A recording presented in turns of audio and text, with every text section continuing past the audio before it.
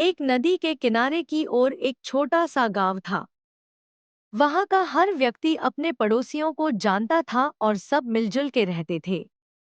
इस गांव में एक छोटा सा परिवार निवास करता था। इस परिवार में माँ, पिता और उनका छोटा सा बेटा था। उनका बेटा कार्तिक बहुत ही बड़ा हृदय धारक था।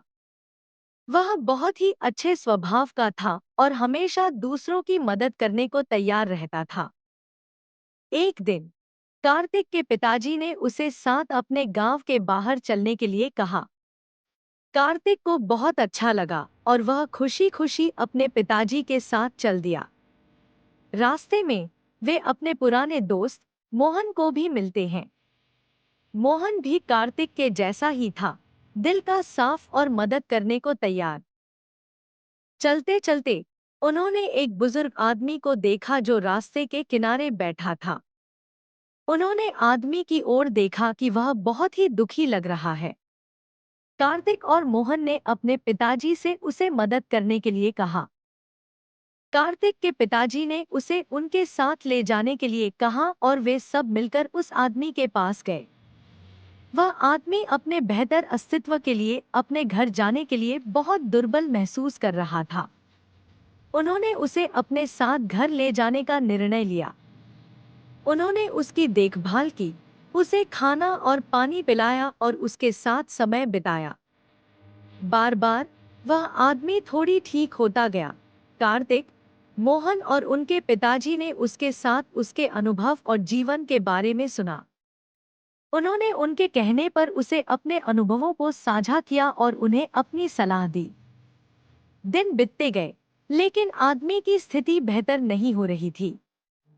एक दिन उसने उन दोस्तों को बताया कि वह एक औषधि के बारे में सुना है जो उसकी स्थिति को सुधार सकती है। उन तीनों ने मिलकर उस औषधि को ढूंढने का निर्णय लिया। वे एक साथ वन में चले गए और औषधि की खोज की। वहां उन्होंने कई घास के पौधों के बीच चलते हुए धीरे धीरे चलने लगे।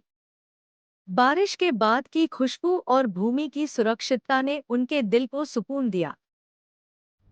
वे अगले कुछ घंटों तक चलते रहे, पर वे कुछ भी खास नहीं पा सके। तब अचानक कार्तिक ने एक चमकीला पौधा देखा।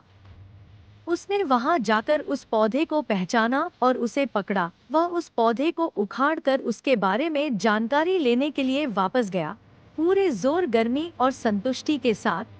कार्तिक ने पूरी बात सुनाई और उस पौधे का अध्ययन किया।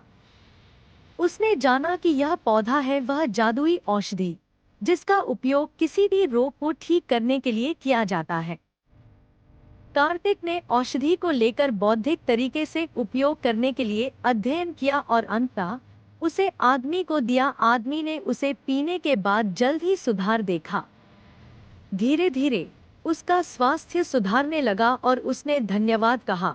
गांव वाले भी बहुत खुश हुए और उन्होंने कार्तिक, मोहन और उनके माता पिता को बधाई दी। उन्होंने इस उत्कृष्ट कार्य के लिए उन्हें प्रशंसा दी और उनका सम्मान किया।